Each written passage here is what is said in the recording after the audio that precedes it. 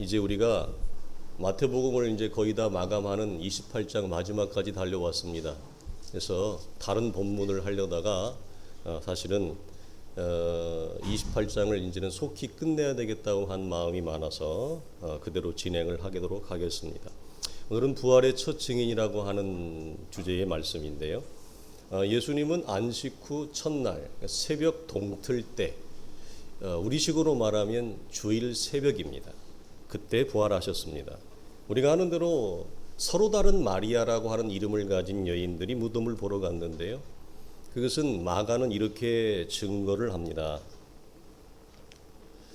안식일이 지남에 막달라 마리아와 야고보의 어머니 마리아와 또 살로메가 가서 예수께 바르기 위하여 향품을 사다 두었다가 안식 후 첫날 매우 일찍이 해돋을 때에 무덤으로 가며, 그러니까 여인들은 무덤을 찾은 목적이 예수 그리스도의 장사를 준비하기 위하여 향유 곧 기름을 바르기 위함이었습니다.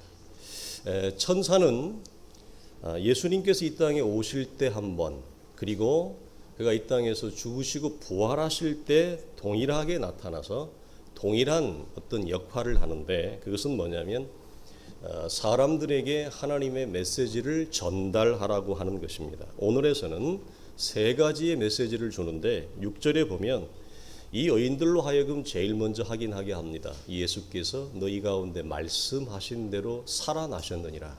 그래서 예수 그리스도의 부활을 믿으라가 아니라 확인케 합니다.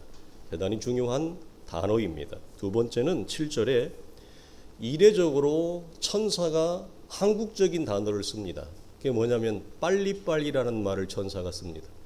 빨리 가서 제자들에게 알리라. 그 다음에 세 번째, 내가 너에게 이미 이른 것처럼 내가 살아나면 갈릴리에서 너희가 나를 만나리라. 나이가 보리라. 그러니 제자들을 갈릴리로 가게 재촉하라. 그리고 거기서 내가 너희와 함께 새로운 하나님의 나라의 역사를 이룰 것이다. 이 갈릴리는 구약의 사무엘이 이스라엘이 영적으로 부패하고 무너졌을 때에 한 도시에 모여서 거룩한 성의 금식을 선포하고 이스라엘의 영적인 회복을 촉구했던 그 장소와 아주 동일한 맥락을 가집니다. 그러나 우리가 오늘 이 아침에 나누고 싶은 것은 이 부분에서 우리가 쉽게 관가하지 말아야 될 것을 나누는데, 그것은 부활의 첫 증인으로, 그것도 역사에 남을 공식적인 첫 증인의 대상으로 남자가 아니라 여자를 하나님이 택했다라고 하는 것입니다. 이 사실이 놀라운 이유는, 우리는 이것은 별로 놀라워하지 않습니다만 2000년 전 그리고 고대 사회, 유대 사회에서는 여자는 공식적으로 증인으로 채택될 수 없는 신분이었습니다. 그 이유는 오직 남성만이 증인으로 채택될 수 있었죠. 왜 그렇습니까? 여성은 남성에 비해서 오랫동안 그 가치를 존중받지 못했습니다. 지금도 무슬림은 유대교에서 파생되어졌기 때문에 지금도 무슬림은 얼마든지 여인을 내치는 것, 이혼하는 것이 아주 쉽습니다. 남성의 편에서 얼마든지 여인을 버릴 수 있습니다. 현대 사회조차도. 그러니까 2000년 전의 유대 사회에서 여성이라고 하는 존재는 숫자의 카운터에 세지를 않습니다. 오병이어의 사건에서도 여성은 들어가지 않습니다. 칠병이어의 사건에서도 여성은 들어가지 않습니다. 그만큼 여자는 공식적인 증인의 대상이 된다는 것은 있을 수가 없는 일입니다. 유대 사회에서는. 그러니까 십자가와 부활이라고 하는 이 놀라운 사건은 우리가 지지난주까지 나누었듯이 인간의 우주의 시간표를 바꿔놓은 것입니다. 대전환을 이루었다. 그런데 이렇게 엄청난 대전환의 첫 증인으로 오랜 고대 사회와 유대 사회의 전통과 관습을 깨고 여인들을 증인으로 삼았다고 한 것은 여러분 이건 굉장히 충격적인 일이에요. 이것은 마치 이스라엘의 관점에서 보자면 이스라엘은 이것을 인지하지 못했겠지만 죄와 죽음이 통치하던 시대가 깨어지고 하나님의 의와 생명이 통치하는 시대가 도래했다라고 하는 것만큼 충격적인 거예요. 근데 영적으로는 이것을 인식할 수 없었겠죠, 이스라엘은. 그러나 사회적으로, 문화적으로 이것이 여인이 공식적인 증인으로 일어섬을 통해서 이들은 보이지 않는 영적인 사건이 보이는 이 사회적인 간섭적인 사건으로 보여지는 거예요. 이렇게라도 인간은 보여야만 하니까.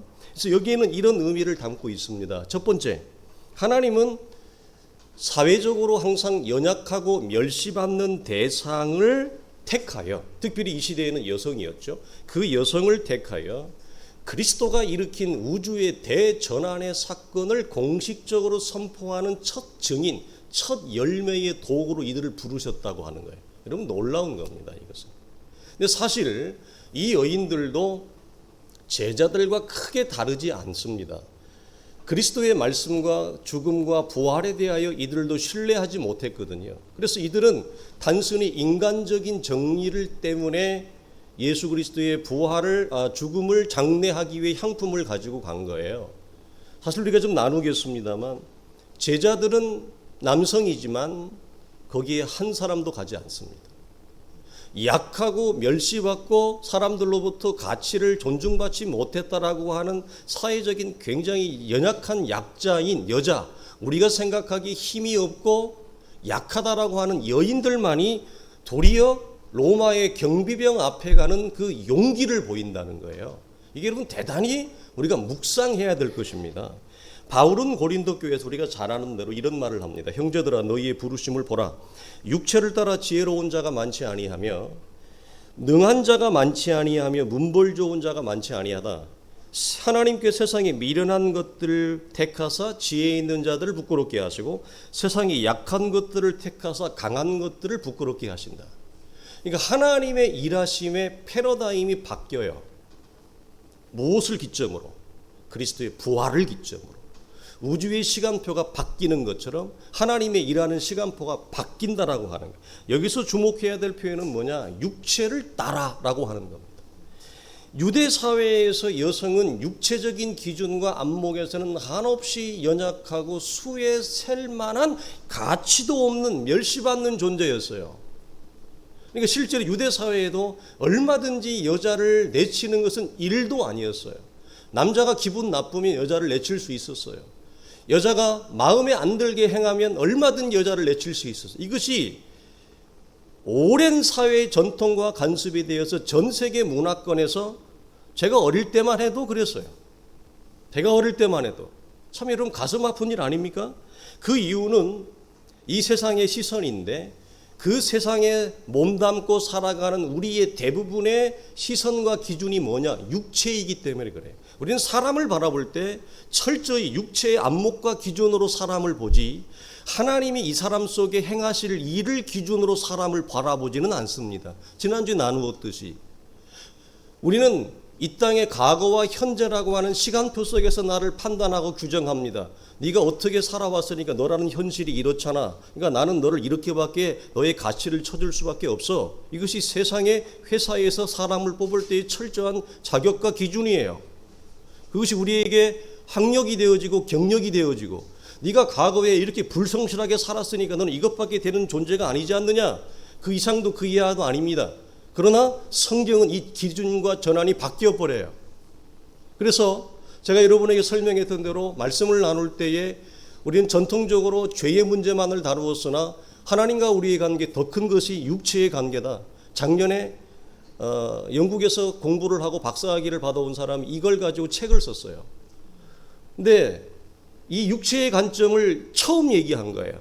박영선 목사님도 이 책을 읽어봐라. 너무 좋다. 근데 우리는 그걸 이미 오래전에 여러분에게 나눈 거예요. 또 하나 뭐냐?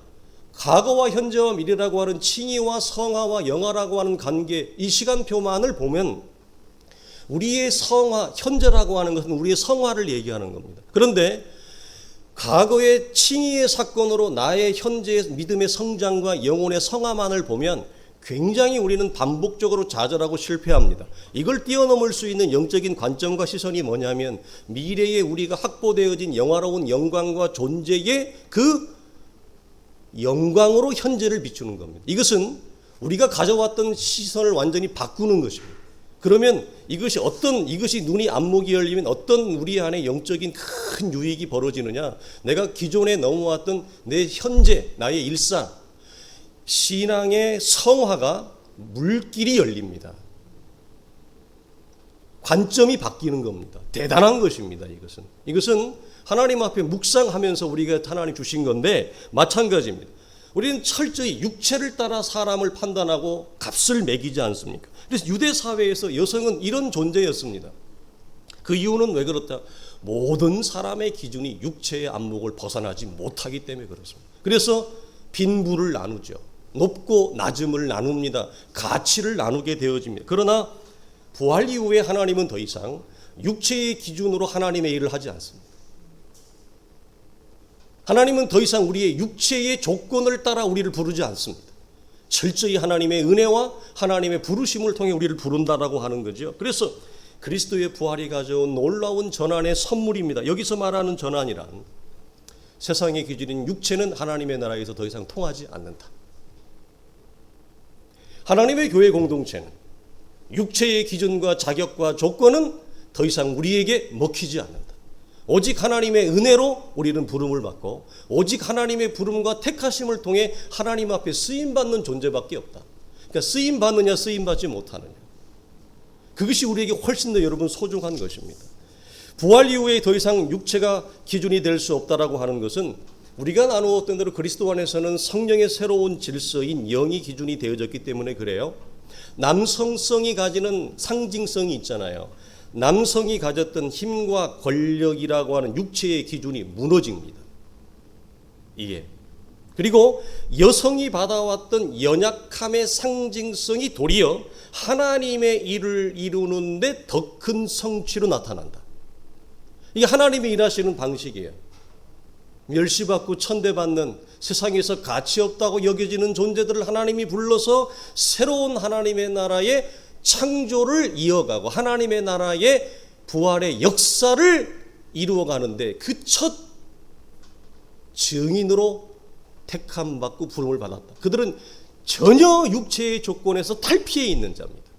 육체의 조건으로는 여러분 가치를 매길 수가 없었죠. 두 번째로는 이겁니다. 여성이 가진 본래의 창조 목적 때문에 그렇습니다. 여성이 가진 본래의 창조 목적이 왜 이들이 부활의 첫 증인으로 부름을 받느냐? 부활 이후에 하나님이 이루시려고 하는 세우시려고 하는 새로운 하나님의 나라의 창조 목적과 부합하기 때문에 그래요. 여성이라는 존재 속에 하나님이 창조할 때 불어넣었던 여성의 속성, 그 속성이 하나님이 이루시려고 하는 생명을 살리고 생명을 일으켜 세우는 이 생명의 새로운 기운과 맞물려 있다라고 하는 거예요. 그래서 우리는 이 관점을 버려야 돼요. 이건 좀 잘못 번역된 거라 그랬습니다. 여성은 단순히 남성을 돕는 배필로 지음받았다라고 하는 것이 특별히 동양적인 사고방식 속에 있는 교회들이나 굉장히 보수적이고 이건 미국도 마찬가지, 유럽도 마찬가지예요. 여러분이 미국 사회나 유럽 사회에 가면 이게 보수구나를 딱 느껴요. 우리는 보수가 아닙니다. 여러분이 진하게 느껴요. 정말로. 한번 가서 여러분이 경험을 직접 체감을 해봤으면 좋겠는데 이게 진짜 성경이 말하는 보수고 전통이구나. 우리 한국 교회는 보수가 아닙니다. 이건 날라리입니다. 날라리. 그래서 이게 에스프레소 향기처럼 정말 진하게 이게 보수라고 하는 것을 딱 느껴요. 대단합니다. 그리고 그 보수가 주는 아우라와 힘이 그리고 그 안에 담겨놓은 응축되어져 있는 하나님과의 관계의 신앙은 본받을 만합니다. 흠모할 만합니다. 그런데 그 사회도 어떤 것이 변질되어져 여성을 그저 돕는 배필쯤으로 여기는 거예요. 돕는 배필. 그래서 이걸 우리 이렇게 표현합니다.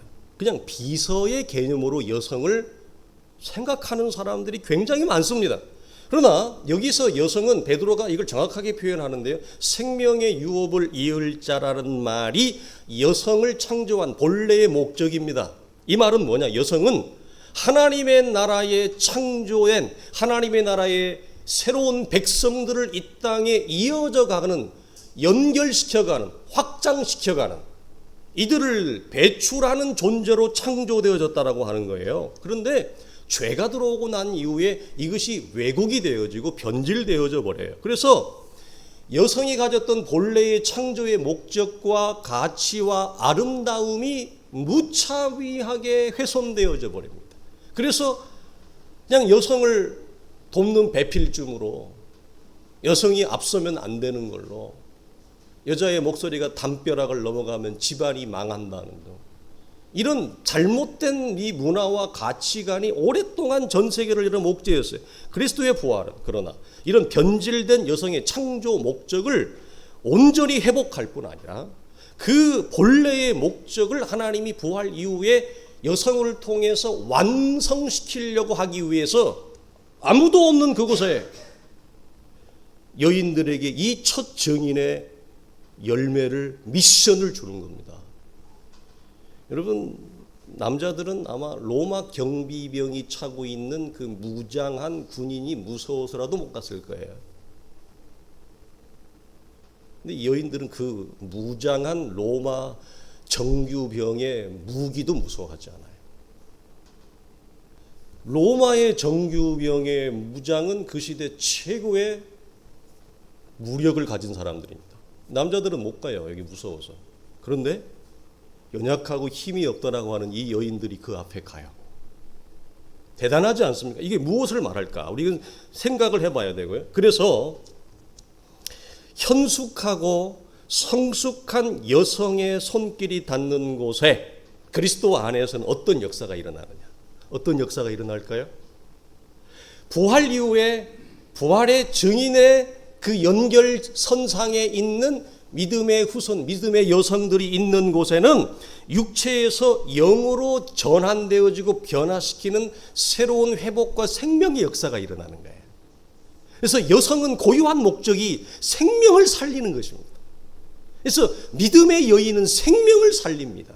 생명을 일으킵니다. 이게 놀라운 거예요. 그래서 여러분, 여인들이 첫 번째로 주어진 이 본문에서의 사명이 뭐냐면, 자, 무서워서 공포와 좌절과 절망 속에 빠져서 그들이 부름받기 이전의 옛 제자의 상태, 그 육체의 상태잖아요. 그 육체의 상태로 질주하고 있는 제자들에게 주님이 속히 빨리 가라. 무슨 말이에요? 그 육체로 돌아가는 제자들을 다시 하나님의 나라의 새로운 영의 질서로 그들을 회복시켜라. 그래서 이 제자들이 제일 먼저 한 게 뭐예요? 제자들을 회복시키잖아요. 부활의 소식을 가서 제자들을 회복시킵니다. 뿐입니까?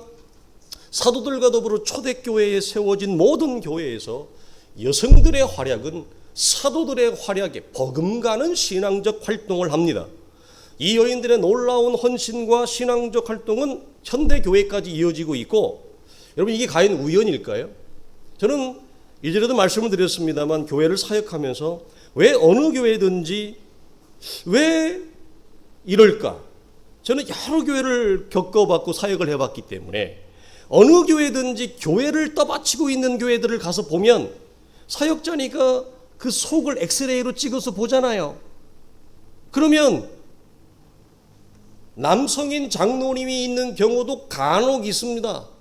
남성인 목사님이 잘 서 있는 경우도 간혹 있습니다. 그러나 제가 겪고 경험한 모든 대다수의 교회에서 교회에 밑둥을 바치고 있는 사람들, 그리고 교회가 흔들리지 않도록 하고 교회가 세워져 가게 하고 생명의 기운이 약동하게 하고 회복과 생명의 역사를 일으키는 데는 믿음의 여인들의 손길이 다 닿는 곳이에요. 그들이 이 놀라운 역할을 하더라는 거예요. 저는 이게 물음표였어요. 어릴 때부터 사역을. 이게 뭐가 있는 것 같은데 알 수가 없는 거예요. 제 소견으로는. 그러나 지금에 와서는 이런 것들이 열어지는 것을 보고 참으로 감사하고, 이게 우연이 아니구나. 이게 정말 하나님의 일하심이 있구나. 그래서 저는 여인을 창조하신 첫 창조의 목적과 부활 이후에 새로운 창조의 목적이 서로 연결되어져 있고, 부활 이후에 믿음의 여인, 그리스도 안에 있는 이 여인들은 이것이 창조의 목적이 더 강화되어지고 이것이 꽃을 피고 열매를 맺는 거예요. 확 드러나는 거예요. 왜? 원래 여성의 창조의 목적 속에 있는 그 생명을 일으키는 일이 그리스도 안에서 하나님의 부활 이후에 은혜 안에서 더 커져가는 것을 봅니다.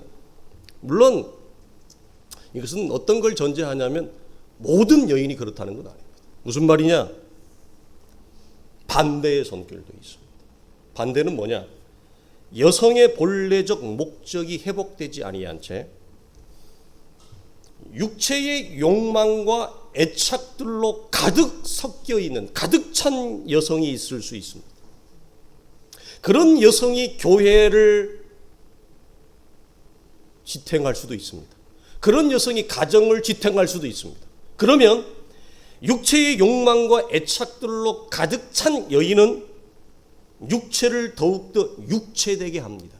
더 악화되게 합니다. 왜? 이 세상은 그렇지 않아도 육체에 충만한 조건들이 가득 찬 세상입니다.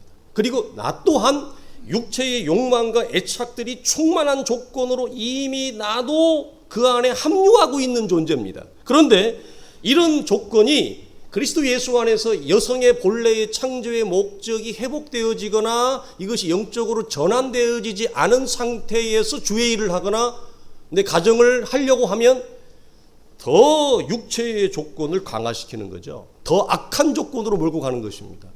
이럴 수도 있어요. 그러니까 중요한 것은 하나님과의 바른 관계에서 이 영적인 빛이 그 여성을 회복하고 새로운 존재로의 전환이 열어진 존재, 이것이 되게 소중하다는 것입니다. 또 하나는 마지막으로 생명의 유업을 이을 자라고 하는 말씀 속에 담긴 돌격대의 의미가 있습니다.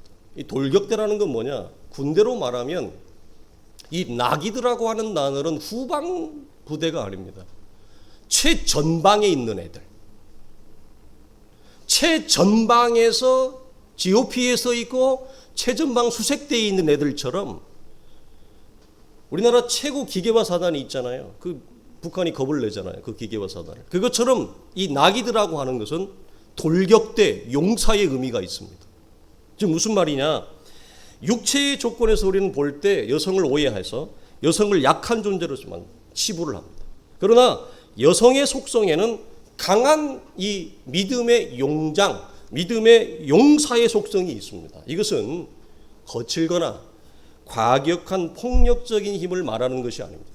이것은 여성만이 가지고 있는 차분하고 침착하고 아주 섬세한 여성만의 지혜와 분별의 힘을 얘기하는 거고, 여성만이 발휘할 수 있는 용기와 담대함을 나기드라고 하는 말을 씁니다. 이것이 생명의 유업을 이을. 그래서 우리가 잘 보면 생명을 낳고 생명을 키우고 생명을 이어가는 자가 약할 수는 없죠. 사실 약하면 남성이 약하지, 우리가 살아보면 여성이 약하다는 것은 우리가 전부 시선이 바뀝니다. 여성만이 가지고 있는 섬세하고 차분한 지혜와 분별과 용기와 담대함을 말하는 대표적인 예가 다윗의 아내가 된 아비가일이 그런 급박한 상황에서 보이는 분별과 지혜의 힘입니다. 그리고 용기와 담대한 결정을 말합니다. 여러분에게 한번 물어보겠습니다. 여러분의 가정에서 일어나는 급박한 상황, 예기치 않는 일, 그리고 중대한 일이 벌어져서 어떤 결정을 해야 됩니다. 담대한 결정을 해야 됩니다. 그런 일에서 여러분 누가 열쇠를 쥐고 있습니까? 누가 지혜를 발휘합니까? 누가 담대하게 결정을 내리게 합니까? 내리게 합니까? 여러분의 가정을 보십시오. 이게 우연일까? 우연일까? 자, 오늘 본문도 진짜 용기를 발휘해야 되는 순간에는 남성으로 상징되어든 제자들은 눈을 씻고 찾아봐도 없습니다. 한 사람도 없습니다. 왜 육체적으로 힘이 없다고 여기는 여성들만이 여기에 모여 있습니까? 이게 우연입니까? 남성인 제자들은 왜 이 장면에서조차도 힘이 없다고 사회적으로 인정받지 못하는 여성들을 통해 이들이 육체에서 영으로 회복됩니까? 왜 전환됩니까? 왜 하나님은 이때 여성들을 부르셨습니까? 이게 과연 우연인가? 종교개혁을 일으켰다가 죽을 것 같은 상황에 몰린 마틴 루터, 여러분 일화를 잘 알 겁니다. 죽을 상을 하고 있었죠. 로마 천주교에서 루터를 죽인다고 이를 갈았거든요. 이때 마틴 루터를 일으킨 사람은 루터의 아내였습니다. 아침에 일어나서 루터의 아내가 이렇게 얘기합니다. 어찌하여 당신은 하나님이 죽은 것 같은 얼굴을 하고 있느냐? 어찌하여 당신은 하나님이 죽은 것 같은 얼굴을 하고 있느냐? 이 담대한 지혜의 말 한마디 때문에 루터는 일어나 종교개혁을 완수합니다. 소아시아의 최초의 교회인 빌립보 교회를 세울 때 자주장사, 옷장사입니다. 옷가게 했던 루디아의 헌신을 통해 빌립보 교회가 세워지고 그 빌립보 교회를 통해서 유럽 전역의 복음이 전파되어집니다. 여종이었습니다. 겐그리아 교회에 신실하고 사도 바울이 그토록 아끼고 자랑했던 여종 베베 여인이었습니다. 베베는 이 당시에는 사도가 세워진 여러 곳에 기록된 하나님의 말씀을 편지로 전달하는 이 전달 체계를 가졌습니다. 그런데 이것은 아무나 택배 서비스를 할 수 있는 게 아닙니다. 무슨 말이냐면 바울이 성령의 감동에 의해서 기록된 말씀을 전달하고 그 로마 교회나 고린도 교회에 전달하는 사람은 바울은 여기 없잖아요. 그러면 그 장거리 여행을 하고 와서 편지만 주고 바로 갈 수는 없잖아요. 쉬었다가 회복하고 가야 되잖아요. 그러면 성도들이 그 바울이 전달해준 말씀을 읽습니다. 모를 거 아니에요. 이 의미가 뭡니까? 왜 이렇게 기록했습니까? 그러면 전달한 그 사람이 그걸 답변합니다. 무슨 말이에요? 단순히 택배가 아니라 바울의 심오한 말씀의 의미를 그 교회에 답변하고 설명할 수 있는 영적인 통찰과 안목을 가진 사람이 택함 받아 전달자로 가는 것입니다. 그게 누구라고요? 주의 여종 베베였습니다. 우리가 잘 아는 바울의 일생의 동역자가 있습니다. 브리스길라와 아굴라, 너무나 유명한 분입니다. 브리스길라와 아굴라에서 여성은 뒤에 있어야 됩니다. 이름이. 근데 희한하게도 신비하게도 여인의 이름이 앞에 있습니다. 이 오래된 시절에 호적 등본을 떼었는데 남성 이름이 앞에 있는 게 아니라 여성 이름이 앞에 있는 것입니다. 집에 등기부 등본을 띄었는데 남편 이름이 뒤에 있는 것입니다. 그 오래된 시절에 브리스길라가 여러분 남자 이름이 아니라 여자입니다. 여자 이름이 앞선다는 거예요. 놀라운 사실 아닙니까? 그 시대의 사회적 통념을 깨고 여인의 이름이 앞서 있습니다. 여러분 이 모든 것들이 우연일까? 여러분 우리는 이 부분을 생각을 해봐야 됩니다. 그리스도 안에서는 남성이냐 여성이냐가 기준이 아닙니다. 세상은 언제나 사람을 놓을 때 성이라고 하는 기준을 놓습니다. 그러나 그리스도 안에서는 성의 기준이 절대적 가치가 될 수 없습니다. 무슨 말입니까? 그럼 무엇이 기준입니까? 그리스도 안에 있는 인생이냐? 그리스도 안에 있느냐? 그리고 그리스도 안에서 회복과 전환을 가진 존재이냐? 그 존재가 여성이든지 남성이든지 그것을 오늘 얘기합니다. 그래서 그리스도 안에는 더 이상 어떤 성적인 차별이 존재할 수가 없습니다. 복음이 우리 속에 크게 열어지면 남성과 여성은 그리스도 안에서 균등하고 차별이 없다라고 바울이 말하는 것과 같은 관점입니다. 우리는 하나님의 형상을 가진 존귀한 자로 서로가 서로를 대해야 됩니다. 높고 낮음, 빈부와 귀천도 없습니다. 질서가 없다는 말이 아닙니다.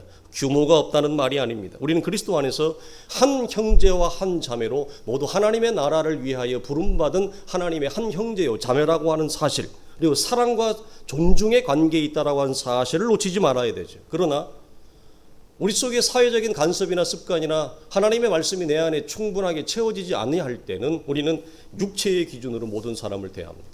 그리고 특별히 그 존재가 대상이 약하거나 사회적으로 취약하다고 생각하는 사람들은 우월적인 태도, 남성 우월적인 태도와 시선으로 여성을 대하는 것은 그리스도 안에서는 사라져야 됩니다.